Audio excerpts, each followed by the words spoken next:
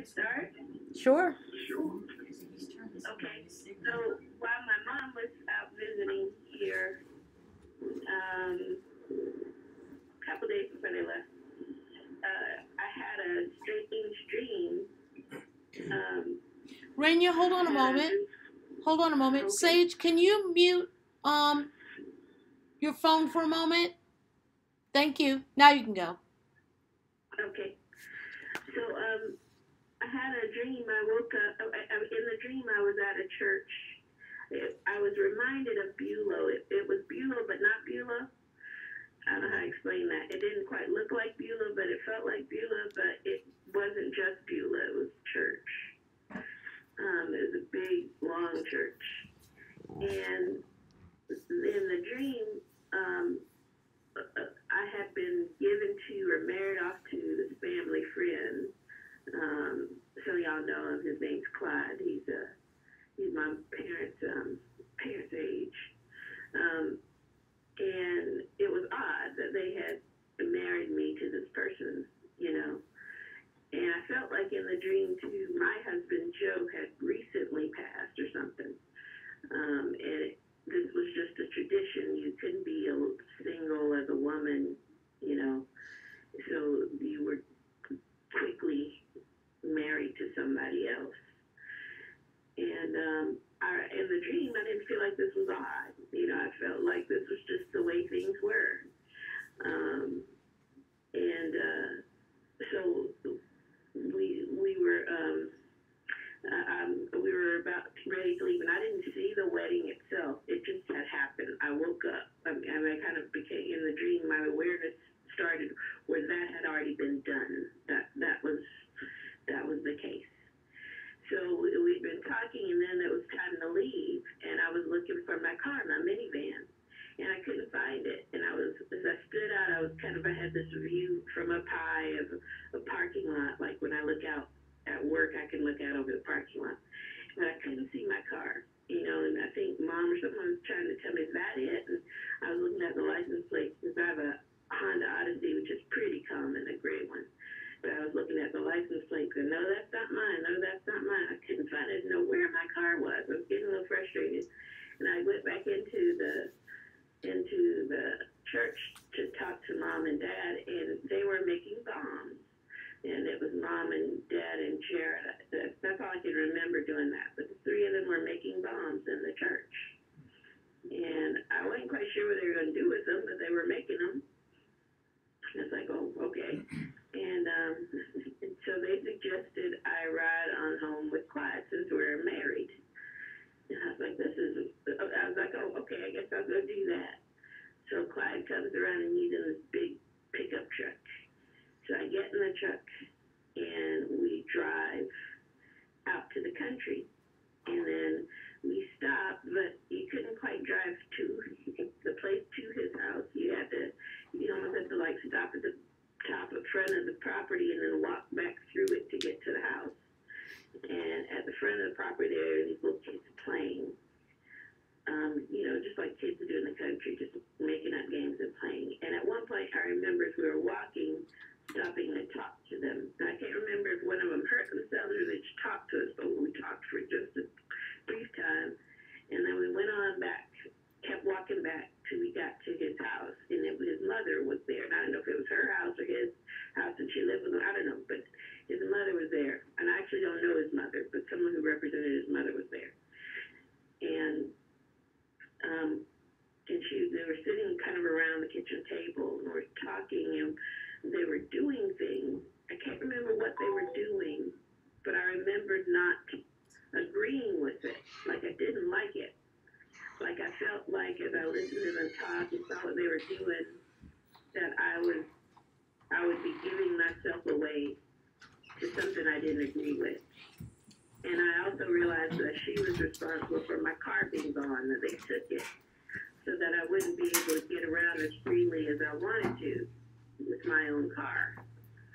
And so finally I stood up to her and I said, give me my keys back. I want to leave. I want my car and I want to go. Give me my keys back. I'm leaving.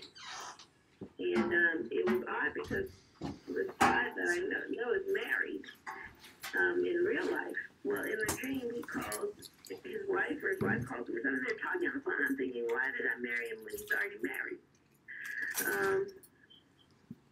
And then the other thing about the dream, when we were driving away from the church, I realized that I was pregnant. And it was almost like Job had just died. So I got pregnant and he died. And then I was married again. And I remember being concerned and worried about what Clyde would think when he found out that I was pregnant already. And but standing up to the mother was the last part of that dream, where I was demanding my keys back and trying to get in my car because I didn't want this life. I didn't want to be there.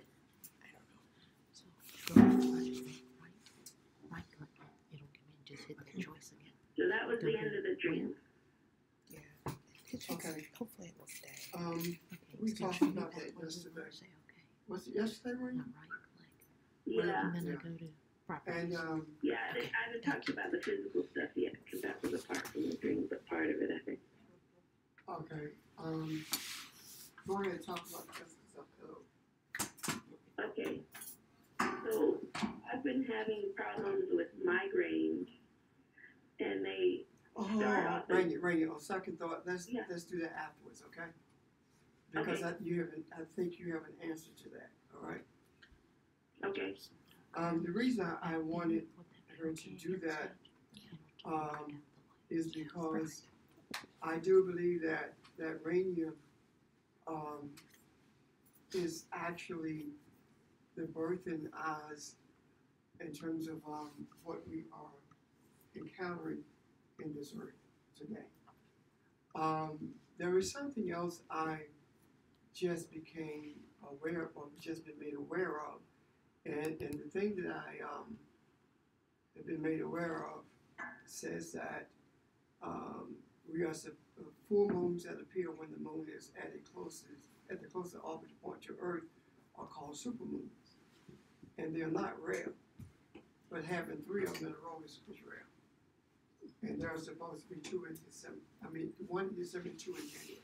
January 1st and January 31st. And I'll speak to that in a moment. I do not believe that we are in this earth haphazardly. Neither do I believe that the scriptures are written for us to see them as religious literature. Neither do I believe that it is to be understood in a material way. I don't believe what we get in church is truth. I do not believe that with any part of my body. My mind, my soul does not relate to that at all. And the reason I say that is because if it were truth, then the same thing would not be regurgitated over and over, and we see absolutely no change in not only people, but not any change in the earth at all. So, I do realize that when we began talking about the necessity and the restoration of feminine energy and respect for the representatives of feminine energy, which are females, we began to see a change. We began to see a rise in activities with females. We saw how the Women's March, how a million women in D.C. alone, not counting the ones around the world. Not only that, but we talked about how the Caucasian woman is the one with the problem who would have to solve it, because she would have to birth a new era for the Caucasian mindset. And we, after having gone through all of those things, what did we see? We saw that the same women who put Donald Trump in office were the ones protesting against Donald Trump. White women. 54% of them voted for him. We have seen a resurgence of that kind of feminine activity since then. We saw what happened in Charlottesville. We saw what is taking place throughout this year.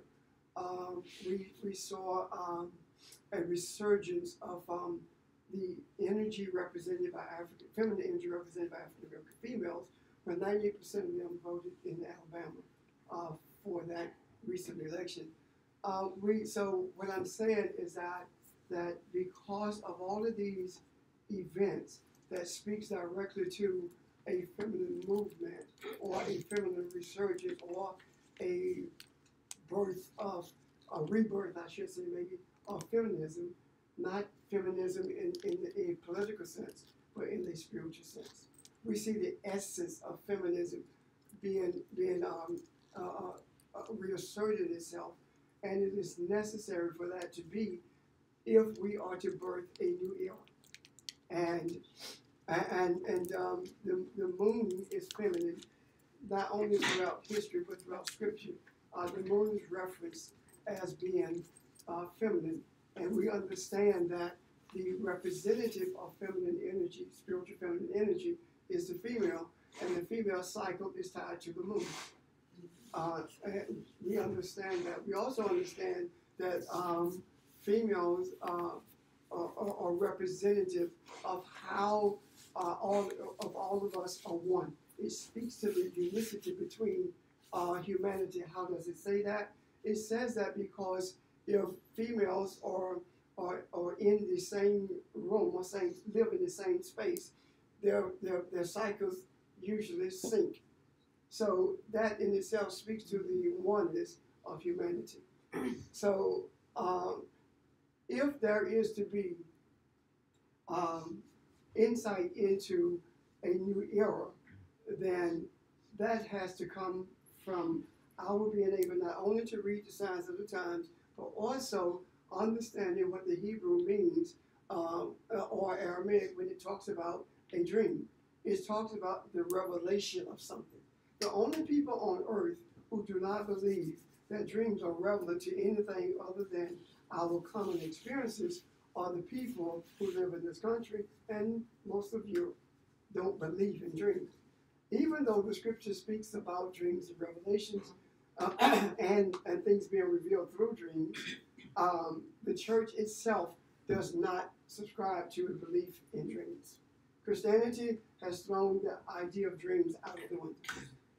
However, I believe that if it's in the scriptures, it is to be understood. Not only is it to be understood, but it is to be embraced so that humanity itself can benefit from it. Now, with the dream that Rania just spoke to, and with this just coming to my attention about the supermoon, supposed to be what? 2 supermoons and 1 blue moon in January. So why is this? This is a rare thing. No one on earth has ever seen this event take place before. That these 3 types of moon in 1 month. 3 supermoons in a row. No one has seen that take place. The one on December 3rd, the one coming January 1st, and the one coming January 31st. 3 in a row. Why is this so? 3 is important. After an eclipse. Yeah, that's right, after a lunar eclipse. Right. Now hear this, a lunar eclipse. That's feminism again. So we are seeing the birth of something. And I want to get some feedback, if there is any, before we delve into the dream that Rania had. Are there any questions or comments? What do you think about the fact that the supermoons are at the beginning and the end of the month?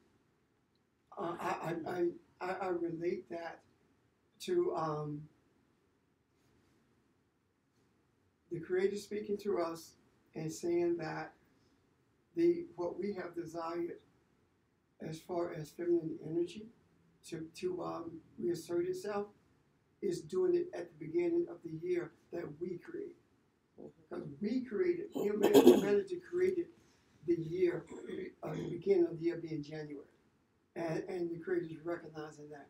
And this month, this energy for this month is being sandwiched between 2 supermoons, which means that it is in the womb of feminine energy. So the things that we do in this month, the things that we understand in this month, will be birthed throughout the year. That's how I see it. Any more questions? Now with Rania, I think it speaks to quite a few things. I do believe that the fact that you saw the church, and though you said it looked like Beulah, but it wasn't Beulah, we dream about things that we are familiar with, but they have a spiritual connotation. And you're familiar with Beulah, but at the same time, you knew it wasn't Beulah, which means that it was indicative of religion itself. And the whole concept of being married off to someone, I will get to that in a moment. However, I want to stay with the religious aspects of it first. The three people who are there, that you saw there, you have two C's. In making bombs, says to me that religion is in the process of being blown apart. It's getting ready to blow up in the faces of those who are purport to be quote unquote Christians. Religion is on, actually, the life that has kept religion alive is leaving it. And the life that has kept it alive are sincere people who are sincerely searching for truth. And they're moving away from it because they are not getting any answers. So it is in the process of being blown up.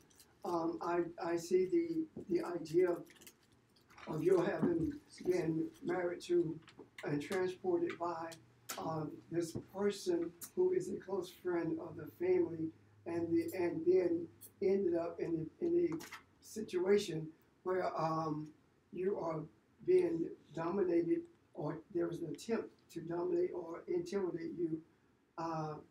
However, you stood up to that. So it is saying to me, it says that there will be a desire for feminine energy to keep things as they've always been, to maintain the status quo.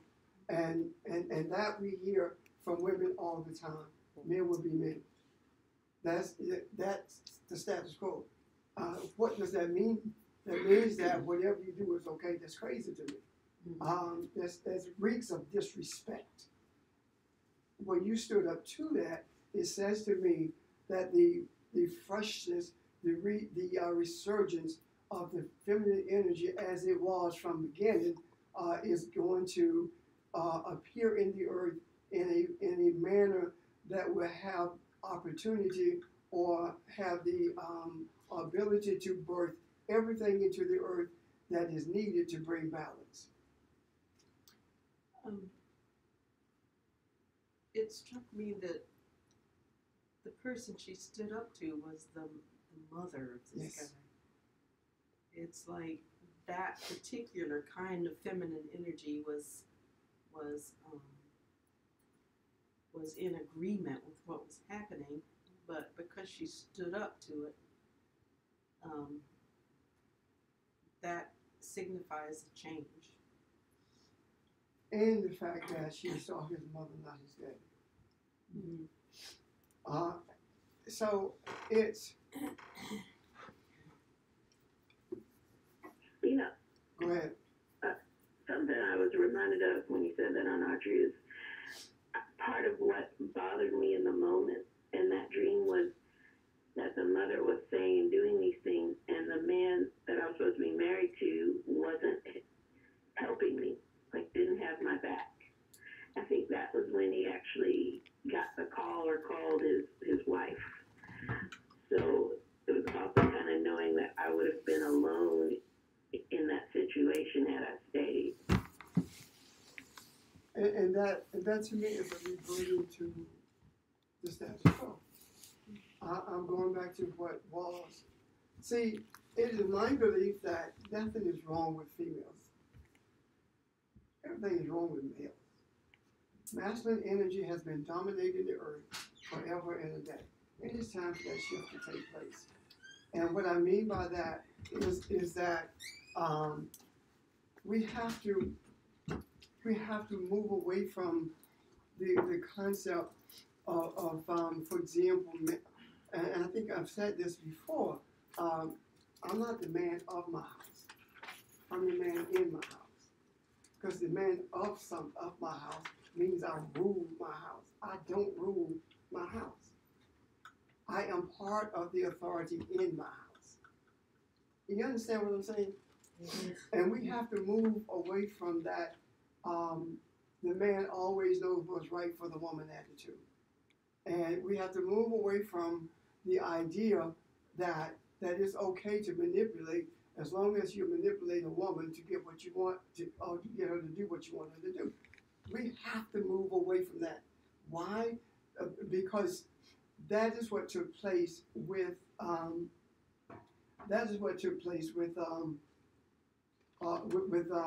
first Adam, with Ish and Ishmael coming into being. That what happened? The masculine energy claimed to have been manipulated by the feminine. If it was that woman you gave me, is what the Ish said, right? Mm-hmm. And from that point forward, there was an effort to marginalize the significance of the female, and that has actually continued to a place where there has to be some semblance of change.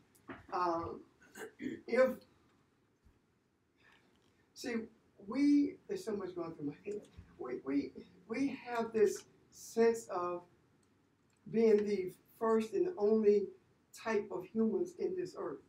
That is not true. There have been humans in this earth who have a different genetic code than we do, but they were human. And these are the men who we call cavemen. And what happened to them? Why did they cease to be? Well, I think the story is in the first verses of Genesis, when it says that, and the earth became void, right? Mm-hmm. In the beginning, God created heaven and the earth became void. What is it talking about? That some massive, some catastrophic event took place. And then it doesn't talk about creating anything.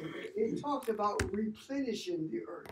And if you're replenishing it, then that means that something was there before this cataclysmic event took place. So I am saying that those men, or the Ice Age, or however the end came, those things happened because there was a huge imbalance in the earth.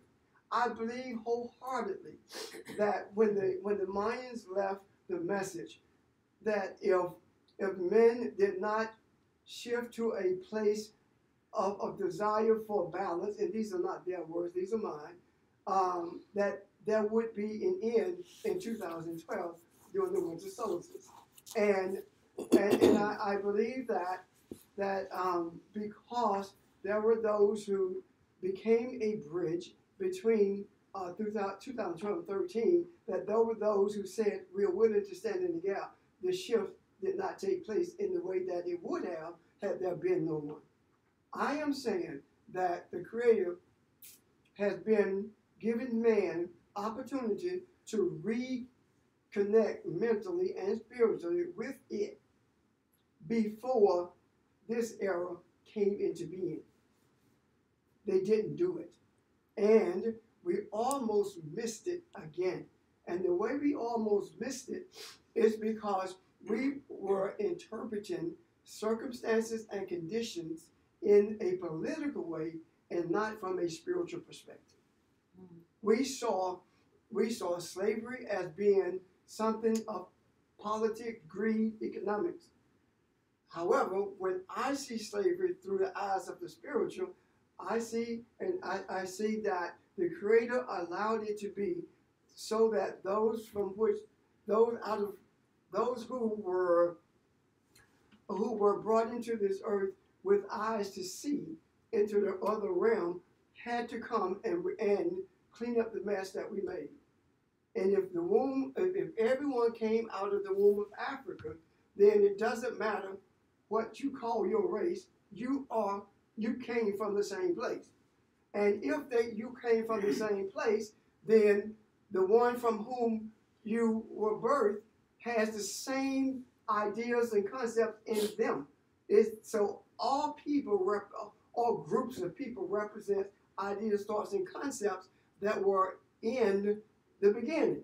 So if those ideas and concepts were birthed, then they came from that womb. So the ones who came from that womb, who were the closest to the ideas and concepts that the Creator desired us to embrace, has to clean up the mess. And here we are. We did not come to clean up the mess. We were brought here to clean it up.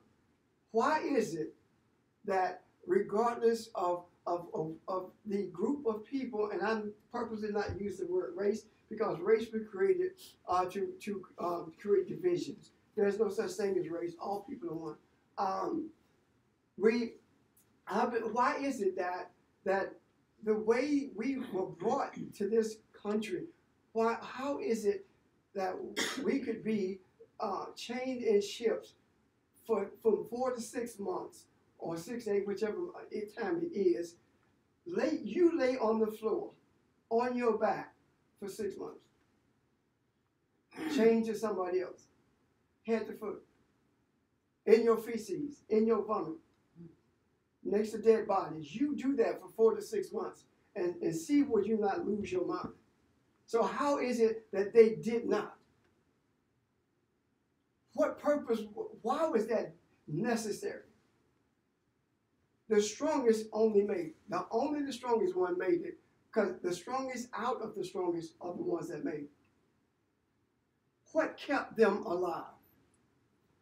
If you read the accounts of some of those, the slaves who were literate, because all of them were not, what you find is that the way they made it is that they went to another place. They took themselves back to the village. They took themselves into the universe. They became one with the universe. They focused on what was in them as opposed to what was happening to them. Wow. That's how they made it. Now think about that. And think about the Native Americans who were already here. They did not have to be transported.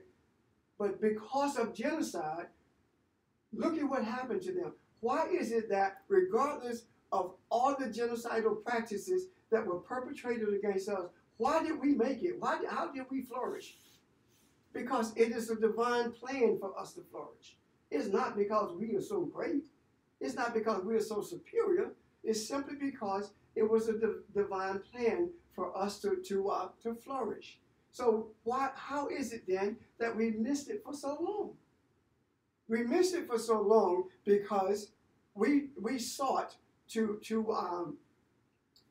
become a part of a society, and I'm not talking about the physical stuff because we built this thing. I'm talking about we began to embrace the concepts of the slaveholder. We began to embrace the concepts that enslaved us, and we began to long to be like the ones who enslaved us, as opposed to understanding that the first step towards freedom is to forgive those who had you in bondage and help them to see the error of their ways. So what happened? How did we get to where we are? The Creator has a plan, and because of the things that we had to endure, we never truly lost our affinity for the Creator. We never truly lost the spiritual essence of our being. And that was continued until we began to read. If you go to Daufuskie Island, if you go to some of the plantations in Charleston that have been preserved, what you will find are small buildings they call praise houses. And that's where the slaves were allowed to go to prepare for the morning service because they worshiped different. And while they were thinking that they were in those praise houses, praising the God that the church had created, they were actually in there dealing with a connection between them and the ancestors they left behind. These accounts are real. So how is it that we are in this place now. Well, the first thing that happened is when integration took place, the first thing happened is that boys, for context only, African American boys began to turn against their mothers, their females. And when I say their mothers, I'm not talking about the woman that they came out of. I'm talking about their mothers in terms of females. How did that happen? You remember when we were kids, you would see athletes, when the camera's on them, they say, "Hi, Mom." Mm-hmm. What changed that? It changed over a period of time when we began to lose respect for the feminine energy and began to label it as the slave master labeled it. What did the slave master call it? Bitches and hoes. Wenches. That's what the slave master called it. And when that began to happen, that's the disrespect that was being perpetrated against females.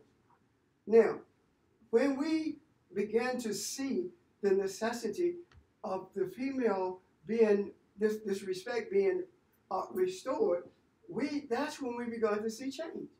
And there are people who were frightened of Donald Trump being elected, but I was elated. It was the best thing that ever happened since sliced bread. And immediately I began to see the correlation between Rutherford B. Hayes and Donald Trump in terms of the Reconstruction period ending with Rutherford B. Hayes and the Reconstruction period ending with Donald Trump. A Reconstruction that was void of spiritual desire and understanding. A Reconstruction that was totally material in essence. It was all about, the Reconstruction was about money. If I can make enough money, if I can work hard enough, if I can live in the right neighborhood, go to the right school, I'll be accepted. That's what it was all about. Accepted. What you mean accepted? Who you want to be accepted by? The slave master. That is not what we were put here for. We were brought here to bring a sense of spiritual consciousness, not to just America, but to this world. And that's where we are at this moment. We are at a critical junction in time. What Rainier saw was at the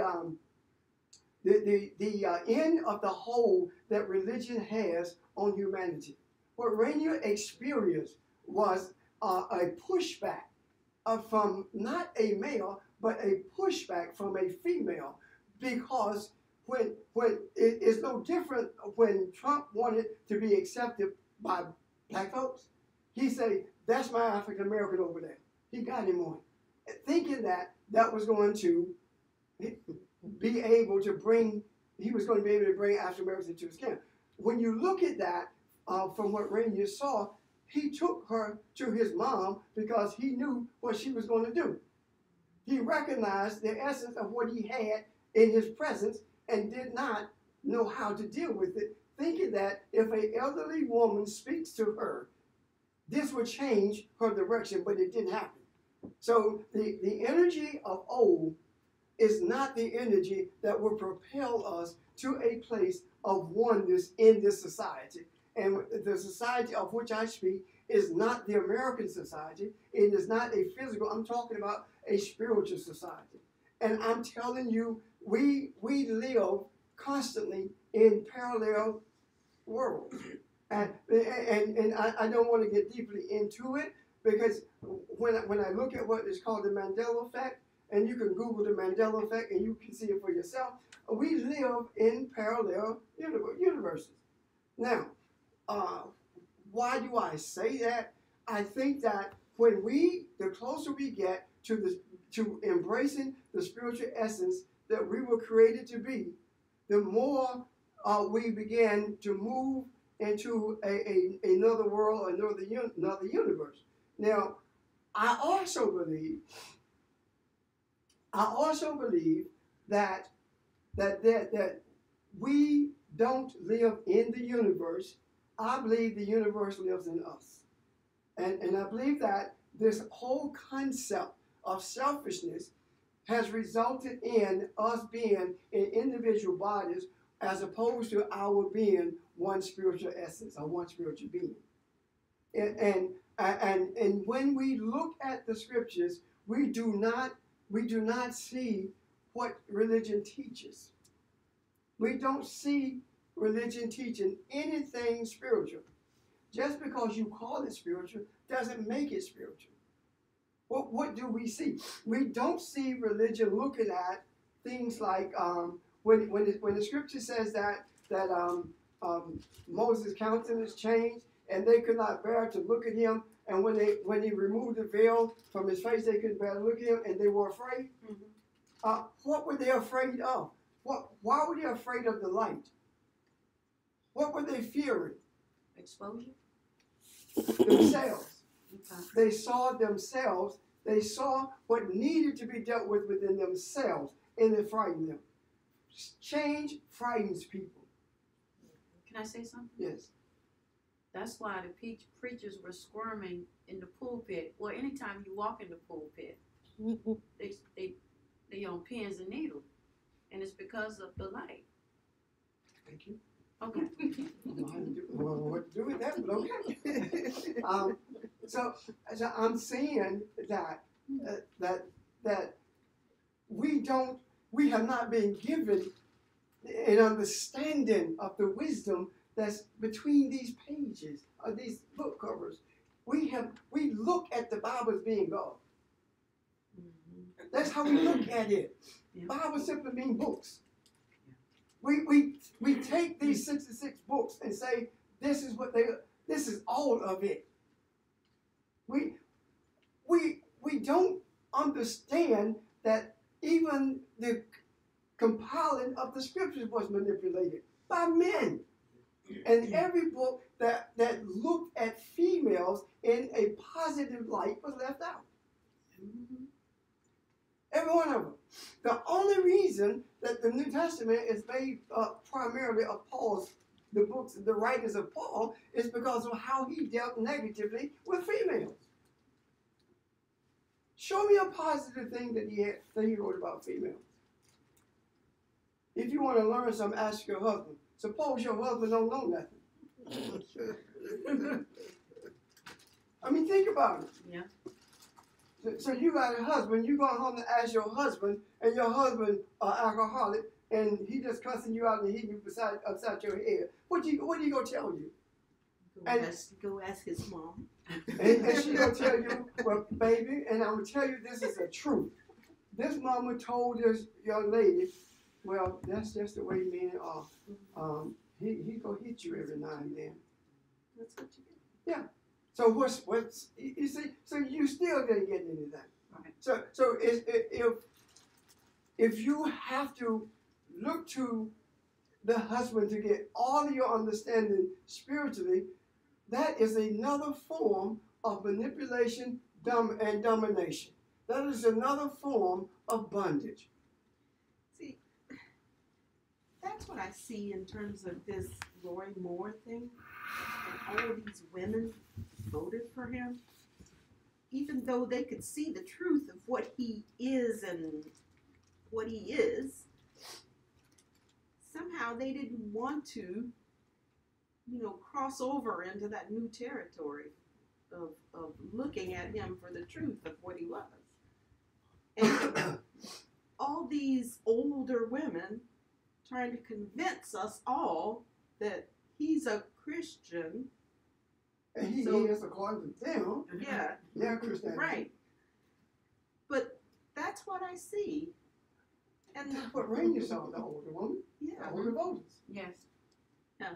And that's what's existing today. Now, I also believe, that racism is nowhere near as dangerous to humanity as feminism. Anti-feminism, should say. Anti-feminism is much more dangerous than racism. When feminine energy recognizes its power And the bondage that it has been in, racism ends. I have a question. Let me get Diane first. I was gonna let you do the question, as long as it don't take away from what Well, you can come back if you want to. Go ahead, do your question, because I'm putting a pen in hold.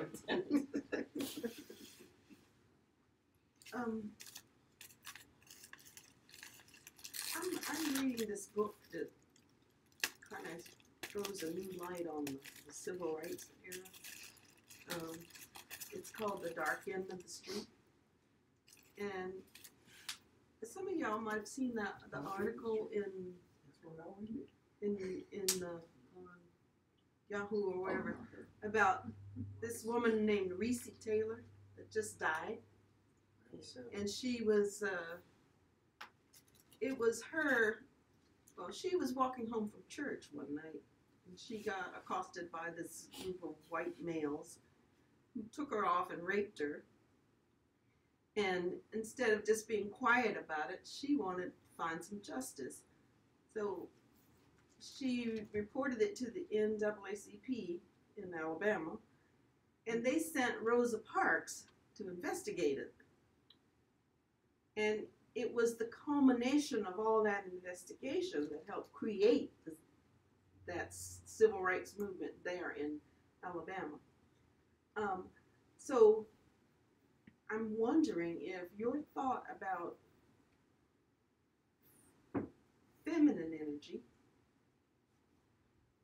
is the release of not just feminine energy, but the release of the black, this feminine energy. Because I'm wondering that is because, and I'm seeing how all this talk from during the 40s, 50s, all this talk about that Caucasian males did about, you know, their projection of the black man wanting to rape the white women. It was indeed a projection because it's what they were doing to black women. Right. So I'm wondering if, so in that scenario, they already had control over the white feminine energy. Right. And they wanted to subdue the black feminine energy. So I'm wondering if indeed it's a real freeing of the black feminine energy. Well, honestly, until the feminine energy that's manifested by descendants of Africa, until it, as long as it was in bondage, white feminine energy could not be free. Yeah, that's what I'm thinking. So right. Once that's free, it's all free. It's all free. Yeah. You remember after the election, one of the statements that was made but was swept out under the rug is African American women saves America again. That was the headline in the newspaper. That was the story on all channels, except for Fox, of course. African American women saves America again. And under that was a story about the reason 98% of African American women voted for Joe Jones. 98% of nobody voted for nobody. I mean, that's a divine thing in itself. I believe that was an acknowledgement of the release of the African American feminine energy. Yeah, because it happened in Alabama. Right, that was an acknowledgement of it. I also believe that, you know, how you try everything, the woman with issue blood had tried everything. Mm-hmm. I believe that the civil rights movement was representative of trying everything. Try your own religion, try the religion of the slave master, because that's what was done. Rosa Parks was not supposed to be the one. See, Rosa Parks was secretary of the NAACP. I thought so. But she was not supposed to be the one. The one who refused to get up and who was arrested, they were going to use her. However, she was unmarried and pregnant. That's why they didn't use her. They were going to, she was supposed to be the one. When they found out she was pregnant and was not married, they felt like it would throw a shadow over what they were trying to do. So that's the reason they chose Rosa Parks. Wow. So what happened? The reason they did not choose a pregnant woman is because Christianity said if you're pregnant and not married, you're not worthy. Don't believe that? Why is it then a pregnant girl had to come down front and the man didn't? Right. You're not worthy. That's what was said. And that's how you feel too. And the whole idea of, from Rosa Parks forward, because the civil rights movement actually started in the 50s, and I don't want to get into that, but from Rosa Parks forward, what do we see? We see efforts to integrate. We don't see efforts to understand who we are. We see fights to become a part of a system that was designed to keep you in bondage. That is the reason civil rights failed. It did not work. If it worked, then why is it that we are having the same experiences? See, just because you make more money than you once made doesn't change who you are. It doesn't change the perception of you either. It doesn't matter. If you think that how much the amount of money you make determines how the slave master is going to treat you, ask some of the guys who live in communities in houses with 5 million and up and sitting in their neighborhood in a car, and police drives up and force them an ID. They want the identification. They put them on the ground. This guy's an attorney. He had to lay face down in front of his house while the police called in his ID because they said it could have been phony. He could have false ID, even though his driver's license had his picture and his address. And the address that was on his license was the house that he was sitting in front of. He was listening to the radio program, and he wanted to hear the end of it. So he did not get out of the car until the talk show ended. And by that time, someone had called the police. It's not about how much you make. This idea of marginalizing, underestimating, and dehumanizing is based upon the fact that you look different. And we have to change that. We have to make sure that we bring that to a head. And the way we do that was shown to us not by Rosa Parks. It was shown to us in Charleston. When that woman, the first one to say it was female, says, "We forgive you."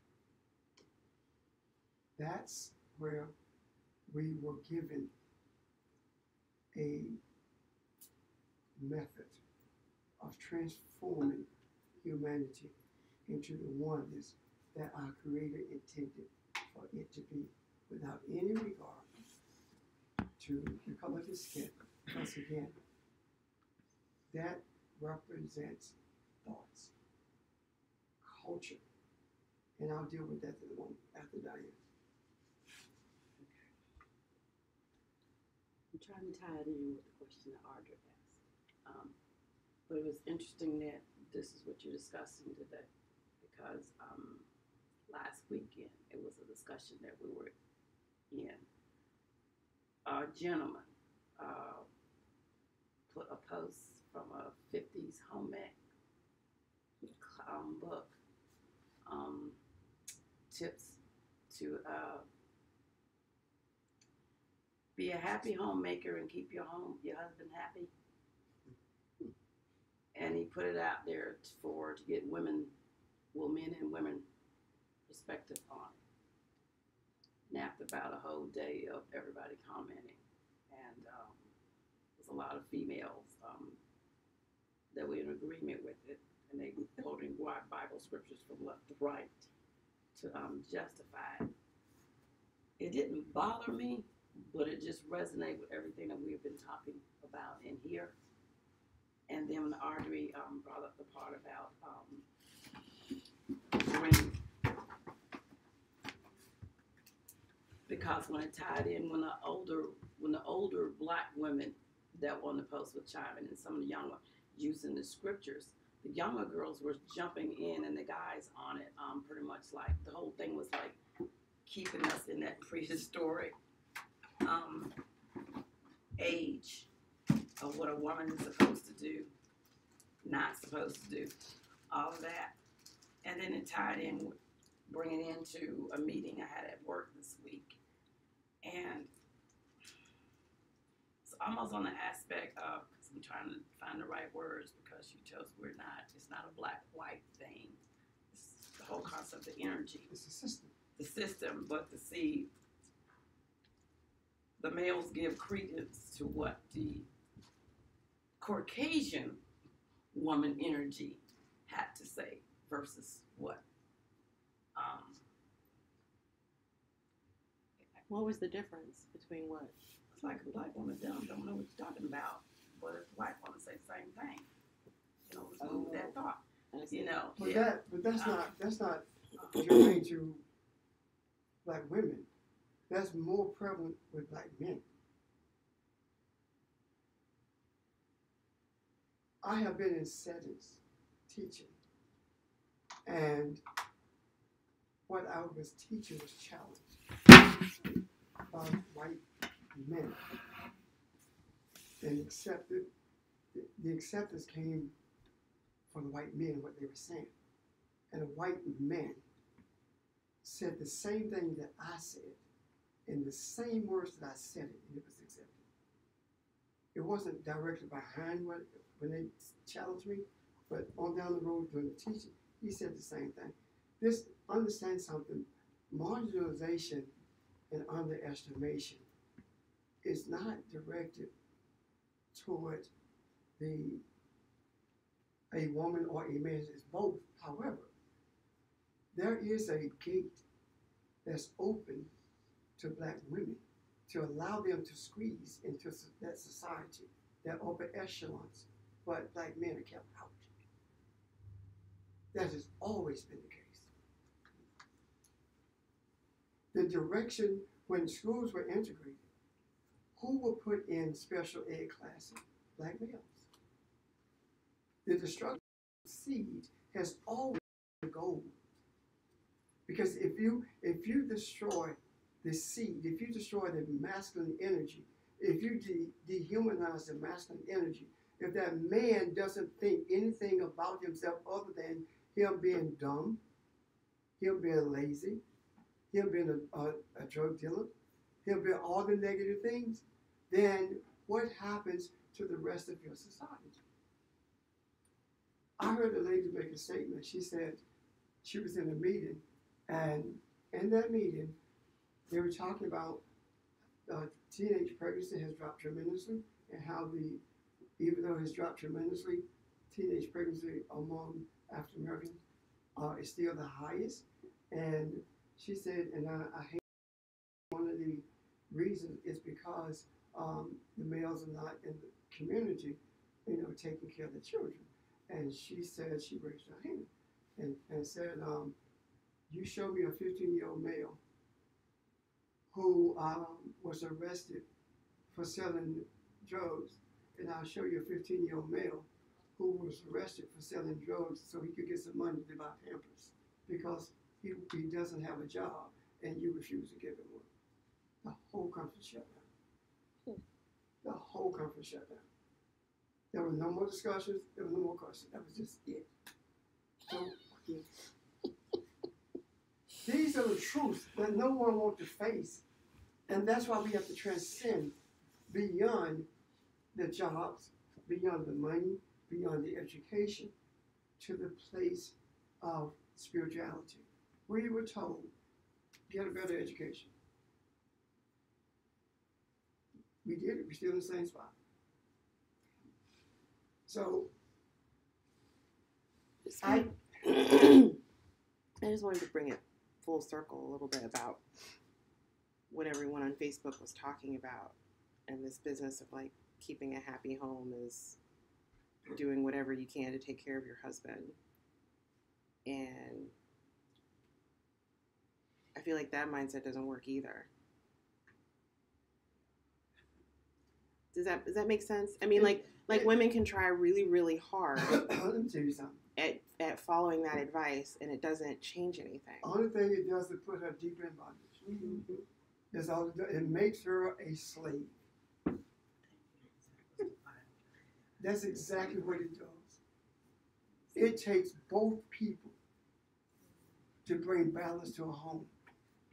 If I'm the one who is dominating her, then there was a serious problem in my household.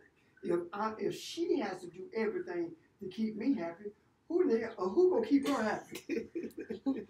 Who gonna keep her happy? Joe, the next door. That's what I was saying. Exactly. That's what I was saying. Yeah, Yes, because if you don't keep her happy, I'm gonna make her happy. that's right. And I tell guys this all the time. Yes, you think she's happy because you give her a birthday card or you take her out for dinner, you give all these gifts and stuff. You know what really make her special to you? Is in the middle of the year when nothing is going on, you walk in the house with some flowers or a card and say, just because of you. Oh, where they at? Where they at? I got caught up. Do you understand what I'm saying? Okay. Yes, sir. We do. So that's not going to work. I want to say one thing about this thing, about the monetization. What did Prince Harry say? Prince Harry? Prince Harry. I don't know. When? What did he say? When? I don't know. He said that Meghan has a family that she never had. Now she has a family that she never had. Mm. Her family was livid, and they were on social media kicking butt. She came from a close-knit family. Why would he say So, well, because he's white and privileged. You better get some cornbread collars. and Prince? That's right. But do you understand? See, that seems, we see that, well, that's just racist. It's much deeper than that. Yeah. It's still a martyr. She is being seen as, I'm kind of dressed it up. Why? I'm trying to stop dressing it. A piece of, Concubine? she's seen as a sex object. Yeah. That's all. That she, when he made that statement, he may love her deeply, but deep in his soul, she is his concubine. Understand something. This thing called racism is so interwoven into society until white people don't know when they're being racist, really. What's the norm? I mean, sometimes they don't know. Yeah. I'm reading a book called The Making of a Racist. And, first with me, I can remember the title. and in that, in The Making of a Racist, I see the reason they can be racist and not know it. And I also see the same method that's used to create a racist is used to create a Christian. The same method. Same formula, huh? Same form. It is. It truly is. When I was reading it, what I do, I'll read and then I more look when I read, especially when I'm writing, and it clicked. That's the same thing the church does. You can't, okay, What's the formula? you don't let black folk come in your front door. You don't shake a black man's hand. You force him to look in your eyes when he's talking to you. You look at him rather when he's talking to you, and his head must be bowed. You don't call him by his last name. You never use his last name. Even if you say Mr., you don't say Mr. Richard. You say Mr. James. You rob him of his parental connections. It's all this stuff. Now, how does that relate to the church, right? You can't come into the pulpit. You can't park in the preacher's spot. Preachers generally don't shake children's hands. They pat them on the head. There are certain people in the church who get all the attention, especially if you are educated or you got money. And that's across the board. So the same principles are there. So what does that do? It dehumanizes you or us, and it creates a pattern of not only dehumanization, but a pattern of bondage. And we become the patrols that keeps us in bondage by virtue of saying, that's not a Christian attitude. What would Jesus do? How you going to know what Jesus would do if you don't know Jesus? Totally the opposite. I'm serious about this. If you don't know what Jesus did, how can you know Jesus? I taught my class concerning who Jesus is and the name of Jesus and why it's so important to understand that. And in doing that, I realized something, not while I was teaching it, but after I taught it, I realized something. If I were to take 1,000 pastors, seminarians, and ask them, what does it mean when he says, in the name of Jesus? I guarantee you, if I were to bet my life, I would still be living, and all of them would be dead. I guarantee you, when you leave the Christian church in the East and come to the Western Christian church, they don't know nothing about Jesus. Nothing at all. The Muslim know more about Jesus than the Christian church. And that's ridiculous. Now, Christian, Islam, Buddhist, whatever. Creator never intended for us to be all that stuff. Creator intended for us to be light, period. Period. What was Jesus? What was Jesus' religion? I'm serious. A yogi? What was Jesus' religion? He had none. Oh. He had no label. I know people say he was a Jew. No, he wasn't. Jew is not even in the scriptures. It's Judah. Or Judea. It was translated as Jew. It's not even there. There is no such thing as Jew. Wasn't he in a scene? But that's not a religion. That's not a religion. That's a caste of elders who receive enlightenment from the other world and share it with the community. And so what I'm saying is that as long as we maintain what we have been taught, we will never change anything or see any change. You cannot keep doing things the same way and expect to change. I'm saying that if we are not what society calls radical when it comes to the scriptures, we'll never understand it. I shared yesterday with some people who, with whom I was talking about, and they were asking me questions about the scriptures. And I shared with them how I felt, what I believe about Jesus. And then I think that the discussion you were to take, we had this discussion about marriage. Mm-hmm. And I shared with them that from the time that I first started preaching, and I read about the wedding at Cana, and I could not find who was getting married. And then I kept over a few years, I guess 3 or 4 years, I'm still trying to find this person. Because if you're going to understand something, you have to have other sources also. And it dawned on me Because I asked myself, why is it that this woman will go to somebody else's house and tell her son, you need to make some more wine for these folks? The host does that. When it was done, what did they say? You saved the best wine for last. Mhm. So who was he talking to? The one who made the wine.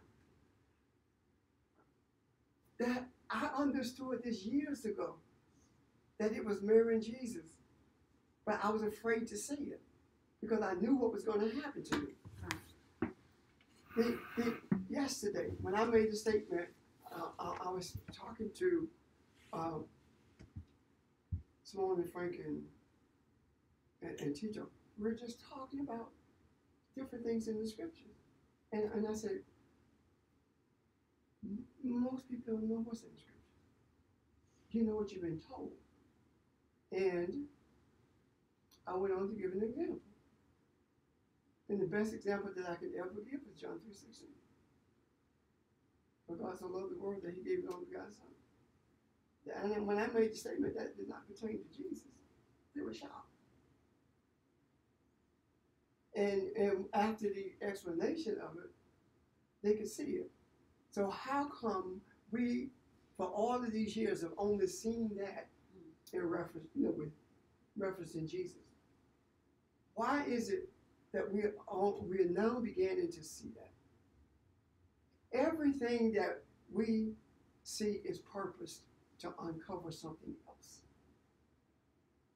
When I did not see that until after I taught what the name of Jesus means, how it is to be employed. I taught how to embrace that. That's when I began to see other things that has been in our eyes before us forever. So, bottom line is this. We talked about a lot of stuff, but the bottom line is this. Everything hinges on everything hinges on the depth of our desire to be the light that Jesus said we are. Everything hinges on that. If you cannot be enlightened if you are not willing to embrace the error of your ways. What I mean by that, the error of our ways have been the way we treat the females in our lives and females, how you've been accepting it. You have to refuse it. You have to stop allowing yourself to be marginalized. And we as males have to cease marginalizing you. We must see you for who you are. There is no me without you. And there's no you without me. Because he created them male/female. You understand that? Yeah, that's what Manhattan said. Male/female. No, there's I no know. doubt you. Yeah. There's no No, you we without won't, you. yeah. I got that song on my phone.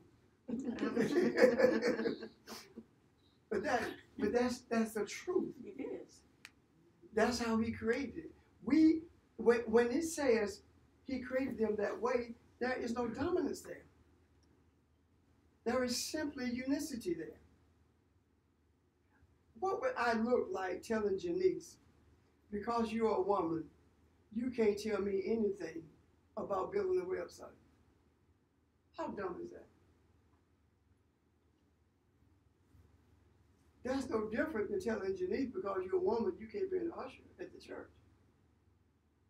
That's because you're a woman, you can't teach a man. It's no different. That's where we are with this. And I believe in this coming year that we are going to experience a resurgence of enlightenment that this world has never experienced in its existence. I believe that. And you're thinking, how can that be? Jesus told you it was going to happen. Jesus said, if you believe as I believe, not only will you do what I have done, but greater things than these you shall do. We try to look for the greater things, and we don't even know what he did. That's true. Think about it. He healed the sick, your blind eye. That's not talking about a physical thing, it's spiritual.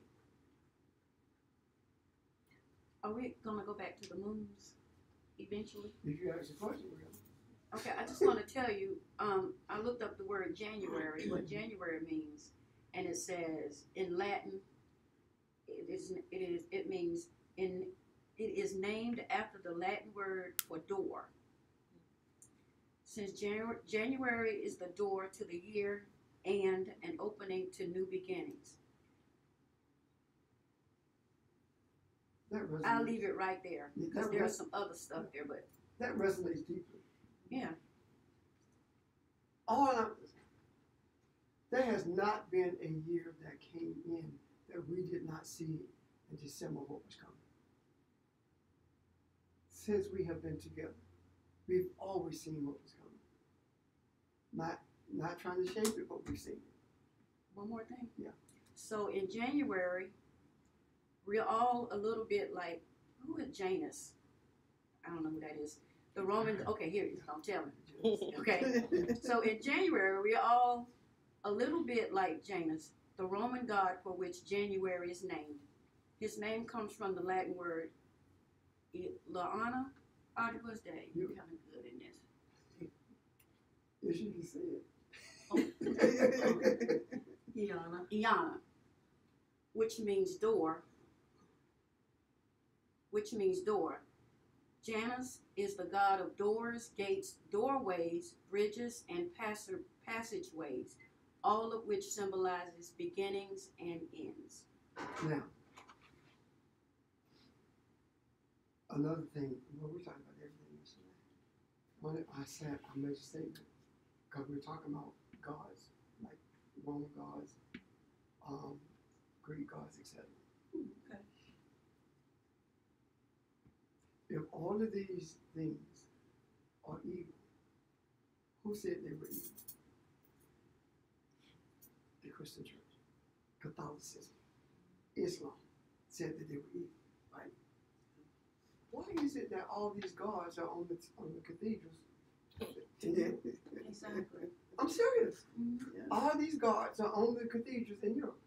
They know that they don't have power, but they know what they represent. I mean, you can call it crazy all you want, but people fared much better with each other when they believed in gods. The problem with us is we believe in gods and don't know it. Elohim is the word that's translated as God. In the Hebrew, Elohim is plural. In the Arabic, is Allah, is plural. The Muslims think there's one God. Allah in the Aramaic is plural. We look at it as being one God, and we don't even know what God means. And I'm not talking about coming from the German word gut, that means good. I'm talking about the one we call God, Elohim. We say Elohim, but we say it as one God, which means that we are ignorant of of the power that's in that. And if you are ignorant of it, you don't know how to embrace it. Elohim is plural, one yet many. That is how we exist. We are one spirit and many bodies. That's who we are. We are one spirit and many bodies. And if we are one spirit and many bodies, then why is it that we make every attempt to segment us spiritually? Through denominations, through religious concepts, as opposed to dealing with us as one unit based upon the nature of our creation and the image in which we were created. I truly believe that we're going to see in the next 10, 15 years, males born during this period of time, you're going to see a huge change in how they think, how they function at a very young age. When I looked at Landry yesterday, what I experienced was when I'm getting revelation came all over me, and I had to say what I saw, and what I saw in him was the light that people are looking for. I saw in him as the second son, being the power to bring change without error. That's what I saw in him. I saw in him the ability to see, understand, and explain at a very young age. That's what I saw in him. And I asked those present to make sure you either remember this or write it in. I want you to see. This is the one. Who are you talking about? I'm sorry. Landa is Simone Franks. The youngest one? Yeah, the youngest. Okay. Yes. That's what I saw. Now, I don't always see stuff, but sometimes when I see it, I can't say it because I can't articulate it. But this is one thing that I could not hold. And the most impressive thing to me was that he was asleep through the whole ceremony. That was the most impressive thing to me. Why? Because in the writings that I did, I made a statement. I am not speaking to your mind, I'm speaking to your heart. Your mind is not mature enough to understand, but your soul is. So him being asleep means that he was disconnected from the physical environment and was open to that. And for them to ask me was an honor. Just that simple. Now, right, has second part. I'm sorry, Okay. I'm you sorry. just answered the question. It's all going back to the beginning. You just answered the question on why we're so fearful of that reflection that we see in the mirror, the true us, because we see with our mind.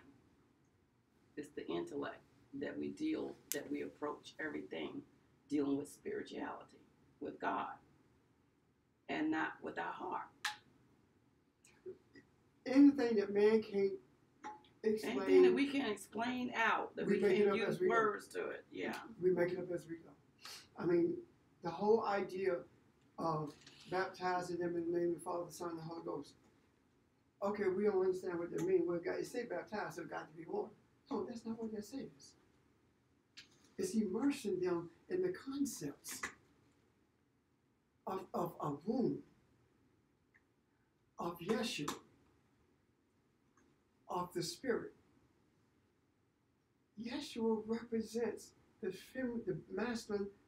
Jesus represents the masculine aspect of womb, the Father. The Holy Spirit represents the feminine aspect because it's Shekinah and it's feminine. So if you are immersed in that in your understanding, then you are able to embrace the essence of who you are. And you are able to do things beyond your imagination.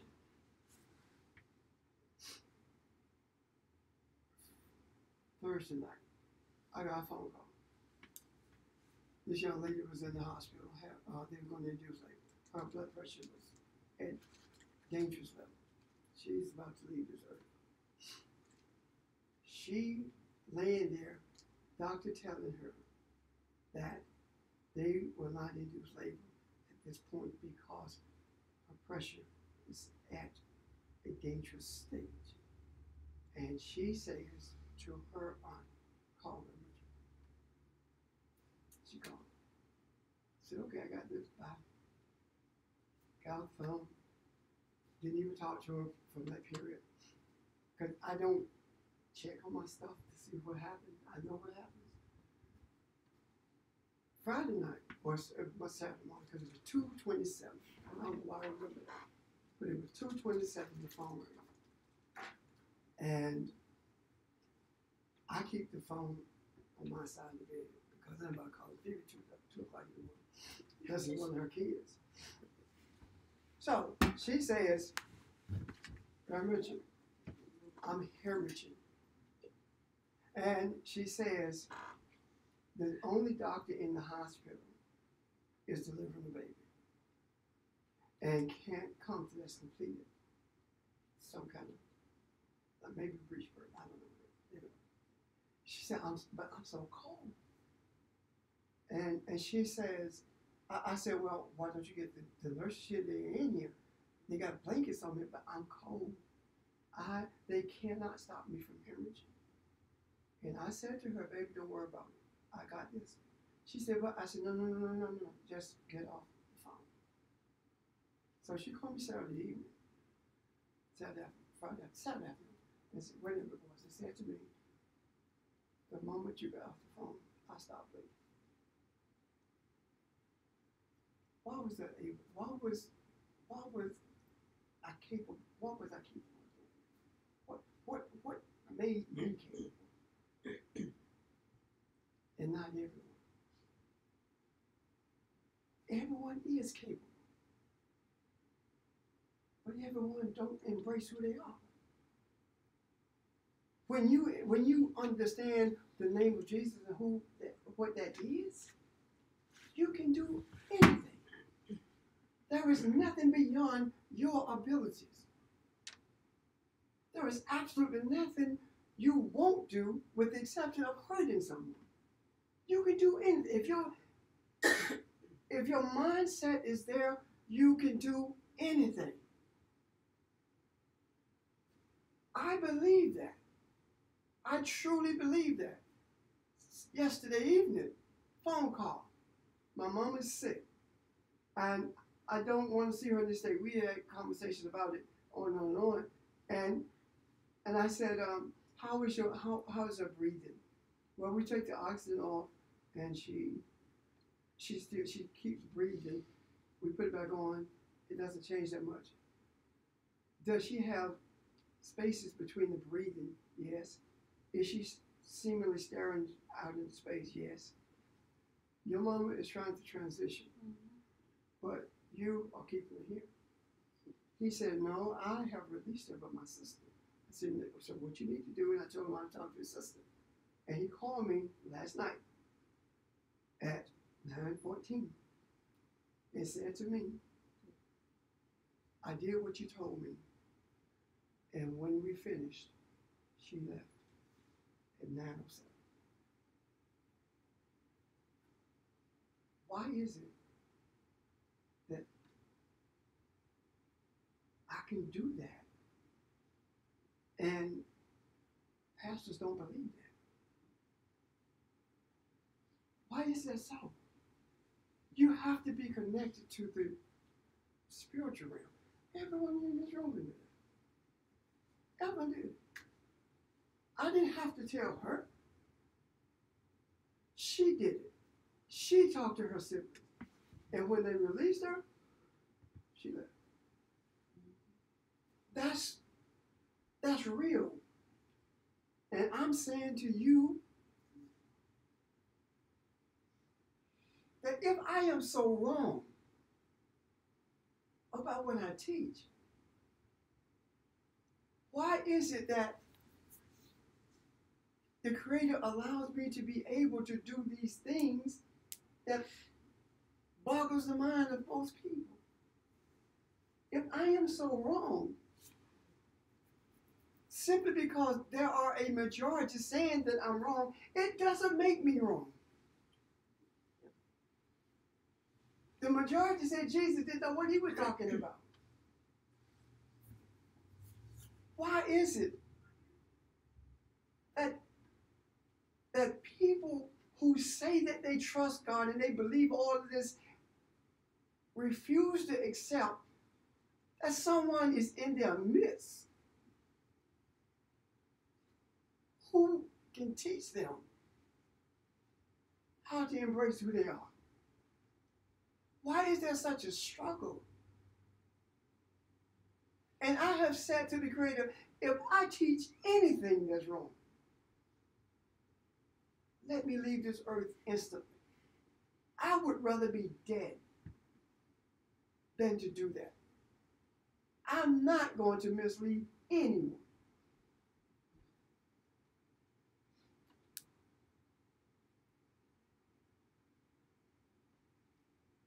No one agrees with everything I say. It's okay. You don't have to. Look for it on your own and bring it back. And we'll discuss it again.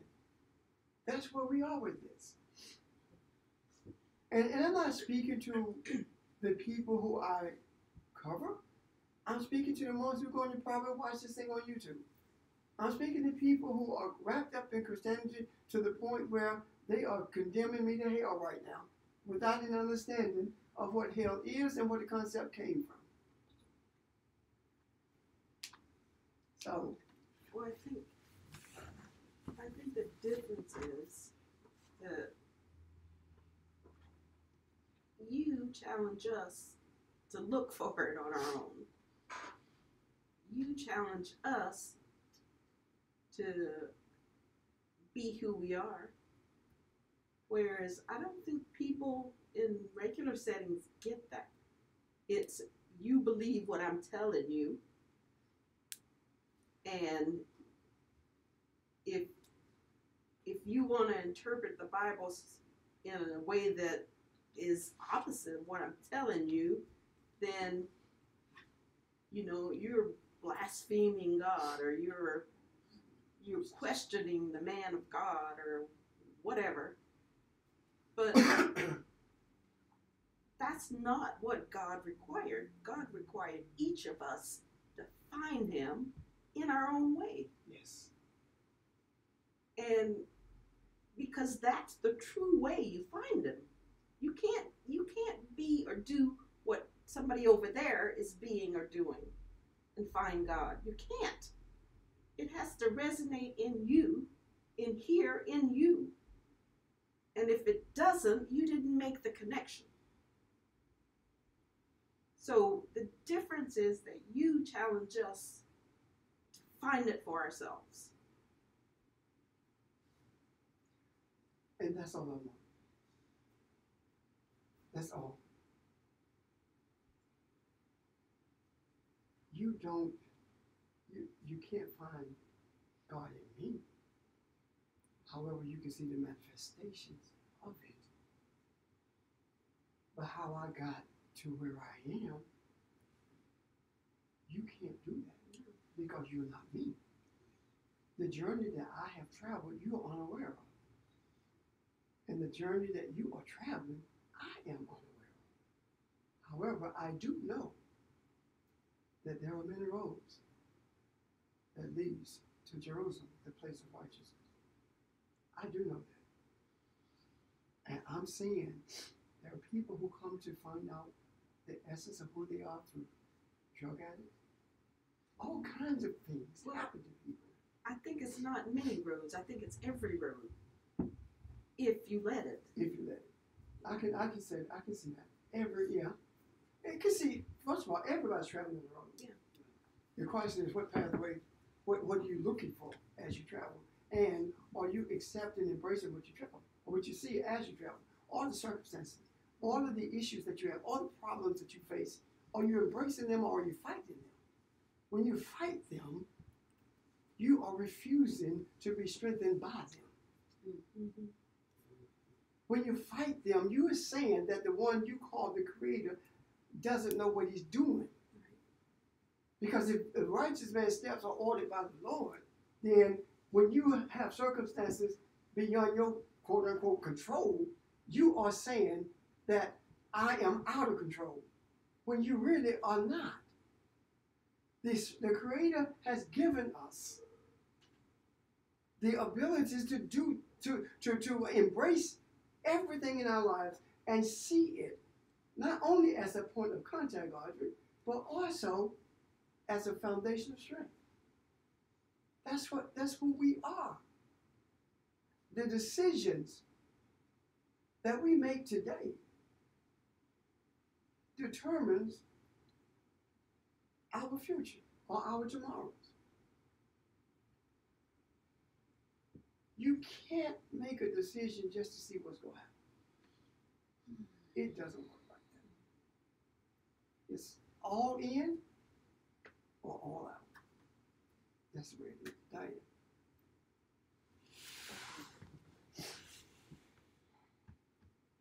The two that I've been seeing the whole time that you've been talking today is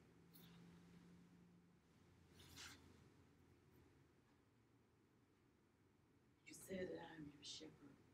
Why aren't you following?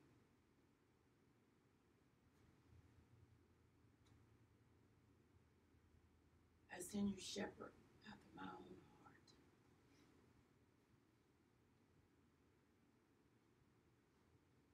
And then I asked the question to the Creator. If we're sheep, then why are we so lazy? And why are we so content with the pastures that we're grazing in?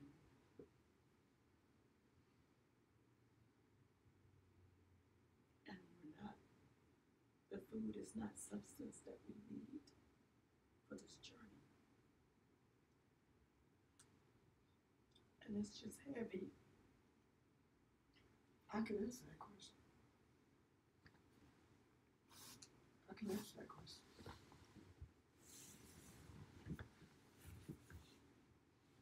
When sheep eat, they don't look up. That's why they need a shepherd. When sheep goes into a pasture, they are incapable of determining what's poisonous and what isn't.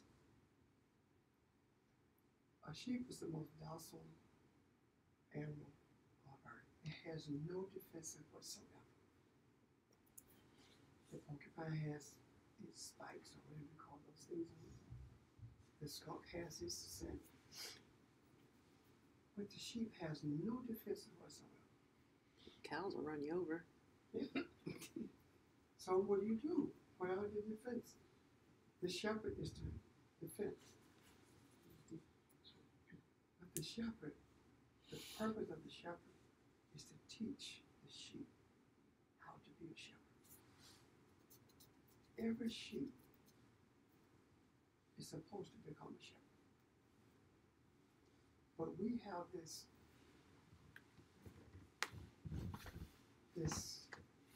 career idea about pastor. This is my job. Oh, you can't be a pastor unless you meet certain criteria. And the pastor is a sheep.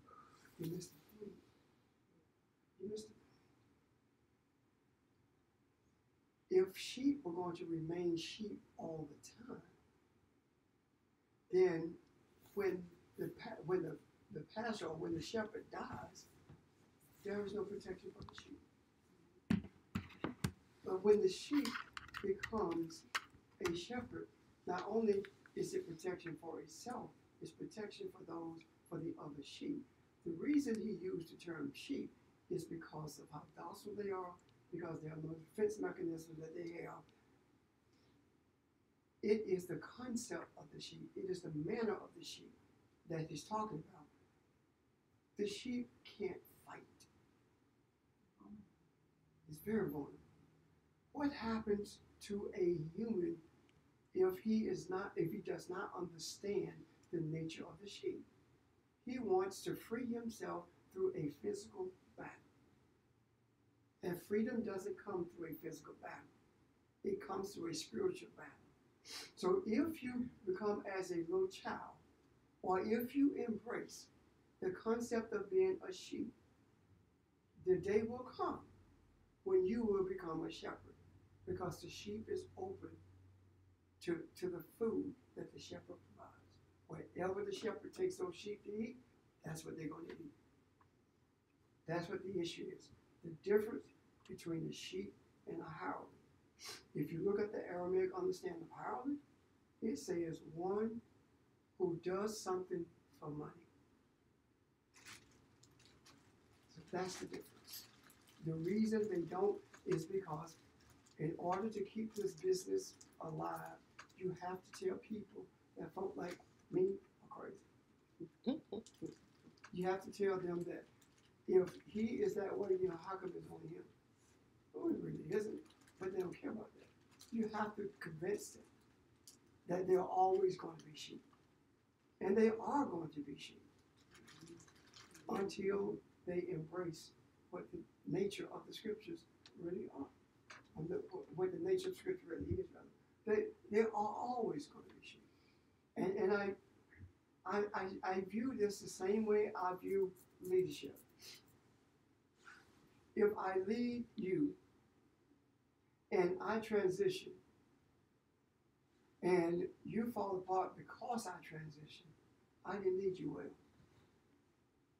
If I lead you and all the principles that we had talked about, you abandon them, then my leadership and my ability to teach those things that will resonate with you is all in vain. It doesn't matter where I am. The truth is the truth. The things that I have said to you are the truth. Look at Jesus. His concept did not die.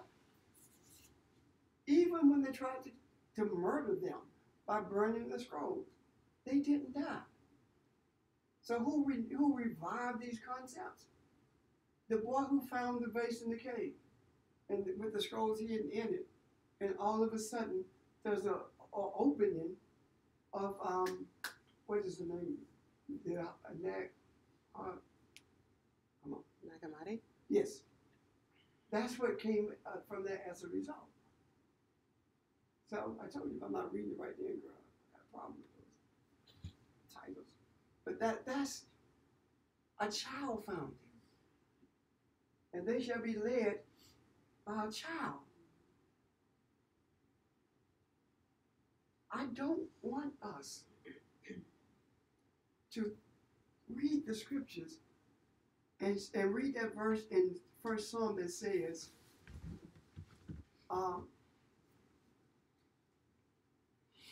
and we must become as he is like a tree, and he is like a tree planted by the waters. I don't want you to read that and think, oh, he's talking about a tree planted by the waters. I want you to process that.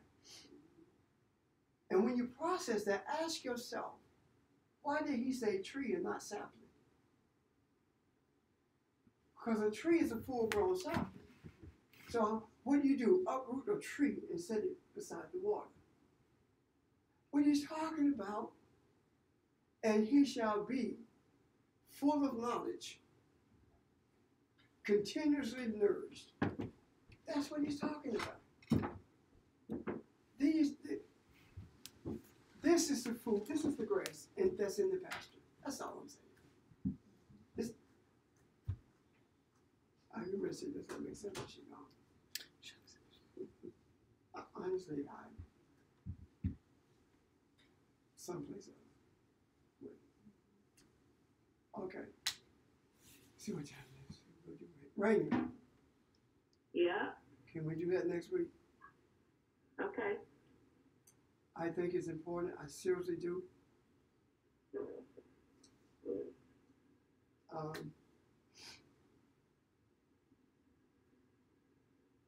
Are there any questions or comments? I'm sorry. No way. Are there any questions or comments? If not, I'm done. Can I say something? Okay, you can take the. I would like to thank. Too late. Thank you. Too late. I would like to thank everyone for your kind words, your condolences. Thank y'all for carrying me and my family during the transitioning of my mom. Thank you for coming to the funeral. It was just, and for those who couldn't make it, I just thank you for being there because you were there also.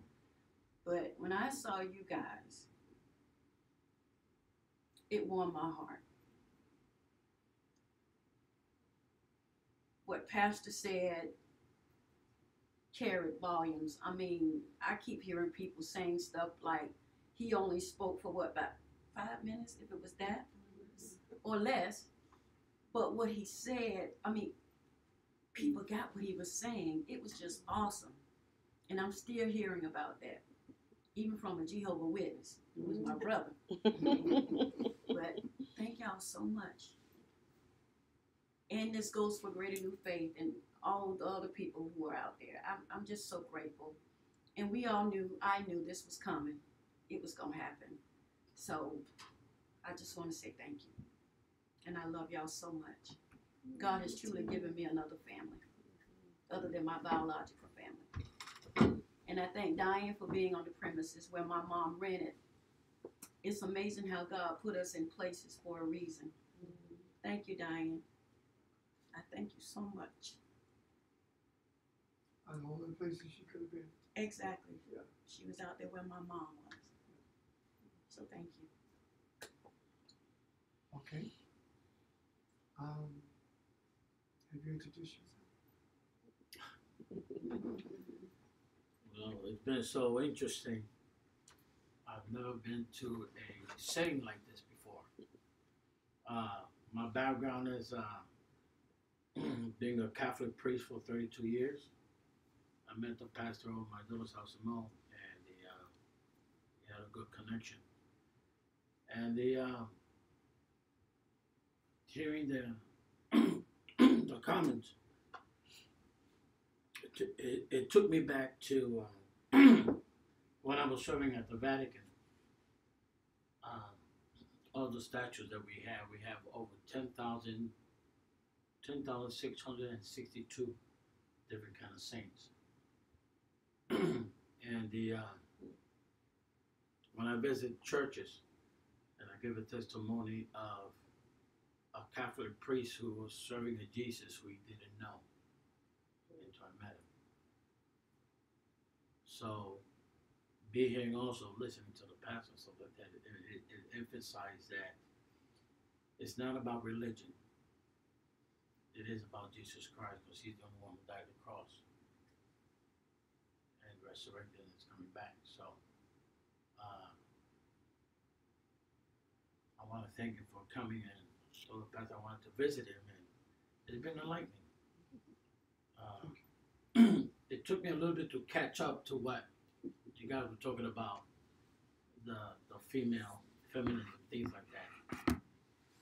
But God is good. He opened my mind. He let me see what was going on.